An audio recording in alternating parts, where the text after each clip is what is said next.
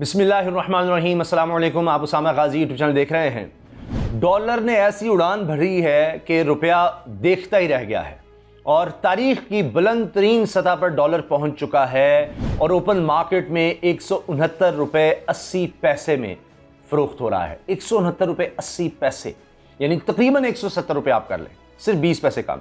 और inter bank में यह पहुंच चुका है 168 रुपये 94 पैसे पर। यह तारीख की बुलंद तरीन सतह है। आज तक पाकिस्तान की तारीख में डॉलर कभी इतना महंगा नहीं था, महंगा तरीन हो चुका है। अब इसकी मुख्तलिफ वजूहात भी बताई जा रही हैं, लेकिन साथ लगता है कि हुकूमत लोगों की परेशानी कम करने के लिए कुछ इक़दाम भी कर रही है। बड़े बड़े ऐलानात हो गए हैं, बड़े बड़े ऐलानात, बल्कि ऐलानात के साथ फैसले भी हो गए हैं। सबसे बड़ा फैसला है बिजली की कीमत कम करने का, और इस हवाले से मैं आपको तफसील बताऊंगा। मौसम सरमा के लिए तकरीबन आधी की जा रही है, आधी के करीब कीमत की जा रही है बिजली की। और ऐसा क्यों किया जा रहा है, इस पर भी हम बात करेंगे। यह फैसला हो चुका है, कब से यह लागू होगा, कितने अरसे के लिए है, यह सब मैं आपको बताऊंगा। लेकिन वजीर खजाना शौकत तरीन साहब ने जो ऐलान किया है, पहले मैं चाह रहा हूं कि उसकी भी बात कर ली जाए। वो ये है कि अब आटा, वो कह रहे हैं कि जल्द ही आने वाले दिनों में सस्ता हो जाएगा। ये तो अब सबके लिए उन्होंने ऐलान कर दिया, लेकिन साथ कैश सब्सिडी का ऐलान किया है। कैश सब्सिडी आटा, घी, चीनी और दालें, इन पर कहा जा रहा है कि कैश सब्सिडी दी जाएगी। यह फैसला कर लिया गया है। और इसके साथ उन्होंने यह भी कहा है कि हमारे पास सारा डाटा आ चुका है, जिसकी वजह से अब हम ये कैश सब्सिडी जो है वो देंगे। यानी एहसास प्रोग्राम के तहत जो गरीब तबका है, जो इसमें क्वालिफाई करेगा, जो भी उसका क्राइटेरिया बनाएंगे, उनको ये कैश सब्सिडी दी जाएगी। यानी आटा, घी, दालें और चीनी खरीदने के लिए। और इसके साथ साथ वो ये कह रहे हैं कि जी महंगाई बढ़ी है, वो मानते हैं, और कह रहे हैं कि जी अब जो शरह है महंगाई की, यानी जिस तेज़ी से ऊपर जा रही थी महंगाई, उस तेज़ी से नहीं जा रही, मगर महंगाई तो हो रही है। और डॉलर का भी बताते हैं कि जनाब डॉलर भी ऊपर गया है और इससे मुल्क के कर्जे भी बढ़ गए हैं, उसकी भी वो तफसील बता रहे हैं। इसकी मैं बात करेंगे कि इसमें डिटेल है। और फिर कामयाब पाकिस्तान प्रोग्राम क्यों रुका हुआ था, पिछले महीने शुरू करना था तो IMF की वजह से क्यों शुरू नहीं हो सका, और अब किस तरह से शुरू किया जा रहा है, इसको इस हवाले से भी वज़ीर ख़जाना ने नवीद सुना दी, खुशखबरी सुना दी है। पहले अब हम बात कर लेते हैं डॉलर की, तो मेरा ख्याल है तकरीबन तमाम बात हमने कर ली है। अब मैं आपको बिजली के हवाले से बता देता हूँ, क्योंकि मेरी नज़र में ये बहुत बड़ी बात है कि इस तरह से एक नया प्लान सोचा गया है, मगर उसमें भी यह है कि गैस की वजह से किया जा रहा है।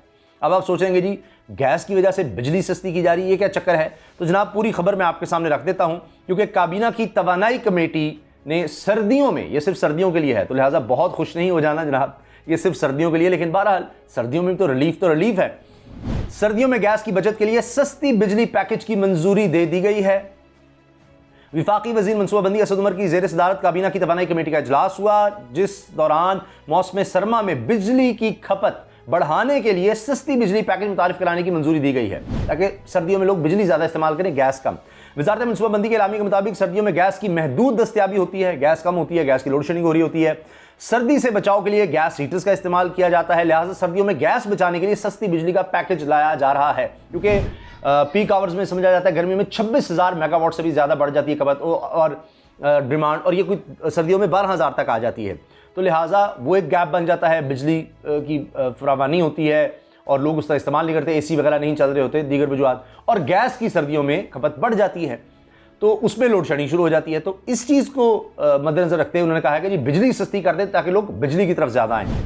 एलामिया में बताया गया है कि यह पैकेज 1 नवंबर, अब डेट नोट कर लें, इसका मतलब ये नहीं है कि आपने बेतहाशा बिजली इस्तेमाल करना शुरू कर देनी है, बस ये है कि चलें ये पैसे जो आपके बच रहे हैं कुछ उनसे जहाँ तंगी थी या अगले जो बचा सकें, वैसे तो कहाँ ज़्यादातर आबादी तो नहीं बचा सकती, लेकिन कुछ पैसे जो बचा सकें, नहीं बेहतर प्लानिंग कर लें। ये जो 3-4 महीने का रिलीफ मिल रहा है इसको गनीमत जाने। तो 1 नवंबर 2021 से 28 फरवरी 2022 तक ये लागू होगा ये सारा पैकेज। और सस्ती बिजली पैकेज के तहत घरेलू सार्फिन के लिए 300 यूनिट से ज़ायद बिजली के इस्तेमाल पर हर यूनिट का निर्ख 12 रुपये 66 पैसे होगा, जो इस वक्त 19.5 रुपये है। 19.5 रुपये फी यूनिट है, जो कि आ जाएगा 12 रुपये 66 पैसे पर। आप सोचिए कितना फ़र्क है, तकरीबन ये 7 रुपये का हर यूनिट के पीछे फ़र्क नज़र आ रहा है। और दौरान इजलास कमर्शियल जनरल सर्विसेज सार्फिन के लिए 12 रुपये 96 पैसे फिक्स्ड रेट की तजवीज़ भी मंजूर की गई है। और दूसरी जानिब सस्ती बिजली पैकेज में के इलेक्ट्रिक को शामिल करने की भी मंजूरी दी गई है। तो कराची वालों खुश हो जाओ, सबसे बड़ा शहर, सबसे ज़्यादा आबादी, उनके लिए भी इसकी मंजूरी दी गई है। और काबीना की तबानी कमेटी ने 11 IPVs को बकाया जात की अदायगियों की मंजूरी भी दे दी है। ताहम जिन IPVs के केस नैब में हैं इन्हें अदायगी नहीं होगी। तो अब वो ज़ाहिर है जिनको अदायगी होगी है वो भी बिजली बनाने की तरफ ज़्यादा आ जाएंगे क्योंकि उनके पैसे रुके हुए थे। इजलास में तवानाई कमेटी की जानिब से पाकिस्तान ऑयल रिफाइनिंग पॉलिसी 2021 की मंजूरी दे दी गई है। और फिर ये कि जी पेट्रोल डिवीजन को रिफाइनरीज के लिए मराती पैकेज पर नजरसानी करने और नवंबर से फरवरी तक के लिए गैस प्राइसिंग मैकेनिज्म तैयार करने की भी हिदायत की गई है। तो जनाब गैस के हवाले से प्राइसिंग का मैकेनिज्म आ रहा है, तो जो लोग ज़्यादा गैस इस्तेमाल करें वो भी होशियार हो जाएं, इस पर बहुत ज़्यादा खुश नहीं होना। अच्छा जी, अब आप सुनिए कि हुकूमत ने आटा, घी, चीनी और दालों पर कैश सब्सिडी देने का ऐलान किया है। वज़ीर ख़जाना शौकत तरीन ने आटा, घी, चीनी और दालों पर कैश सब्सिडी का ऐलान कर दिया है और कहा है कि महंगाई सिर्फ पाकिस्तान में नहीं दुनिया भर में हुई है। इसकी वो पूरी एक्सप्लेनेशन देते हैं। और उन्होंने इस्लामाबाद में दीगर वफाकी वज़रा के साथ प्रेस कॉन्फ्रेंस की है और उसमें कहा कि जी कोरोना की वजह से दुनिया भर में रोज़मर्रा इस्तेमाल की अशिया की कीमतें बढ़ी हैं और अशिया की फराहमी मुतासिर हुई, इसके मनफी असरात हुए, इसकी वजह से महंगाई हुई, सिर्फ पाकिस्तानी दुनिया भर में हुई। और वो मिसाल देते हैं कि जी बैनुल-अक़वामी मार्केट में चीनी फी टन $430 पर चली गई है। फिर वज़ीर ख़ज़ाना ने कहा कि माजी में ज़राअत का शोबा नज़रअंदाज रहा, किसान मुतासिर हुआ, हमें ज़रूरी पैदावार बढ़ाने की ज़रूरत है। किसान के लिए हम रिटेलर तक की कीमतों का तयन कर रहे हैं। एहसास प्रोग्राम का डाटा आ गया है जिसके तहत हम इसी महीने टारगेटेड सब्सिडी देंगे। इससे पहले गैस और बिजली पर टारगेटेड सब्सिडी दे रहे थे, अब आटा, घी, चीनी, दालों पर कैश सब्सिडी देंगे। आइंदा चंद दिनों में आटे की कीमत में कमी होगी, यह भी उन्होंने खुशखबरी सुनाई है। फिर कहा जी मुल्की मईशत बेहतर हो रही है, IMF में जाने से रुपए की कदर में कमी हुई। अच्छा, IMF में जाने से कमी हुई लेकिन अब वो फिर IMF के प्रोग्राम में जाना भी चाह रहे हैं। अच्छा जी, रुपए की कदर में कमी की वजह से कर्जों में इजाफा हुआ है। अब कर्जे 39,900 अरब रुपए तक पहुंच चुके हैं और यही कर्जे 2018 में 25,290 अरब रुपए थे। 2020 में कर्ज बिलहाज GDP 85.7% था और 2021 में ये 81.1% हो गया है। ये एक बड़ी बात है जी।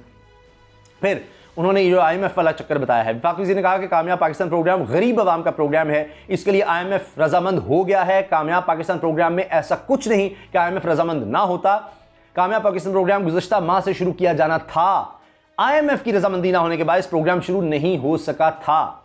अब इसे रवा माह शुरू करने का फैसला किया गया है।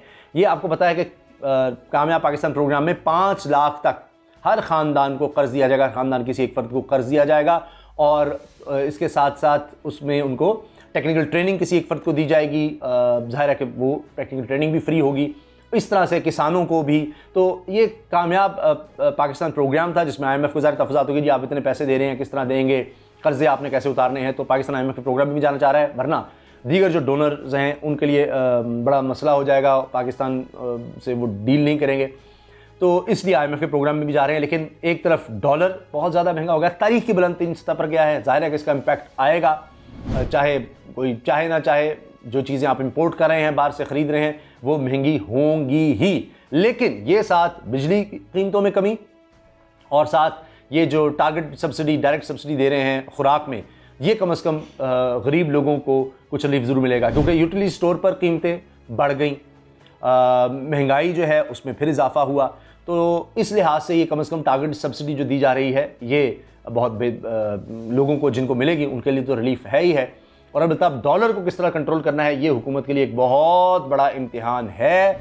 अभी तो ओवरसीज़ पाकिस्तानी जितने डॉलर्स भेज रहे हैं शुक्र करें, वरना पता नहीं क्या होता। लेकिन अफगानिस्तान की सूरत हाल का भी इसमें लेना देना है और इम्पोर्ट बहुत ज़्यादा बढ़ गई है। कहते जी मईशत का पहिया चला है, आमदन की तरफ लोग जा रहे हैं। फिर ये खुद वज़ीर ख़ज़ाना साहब कह रहे हैं जी हमने आमदन बढ़ानी है।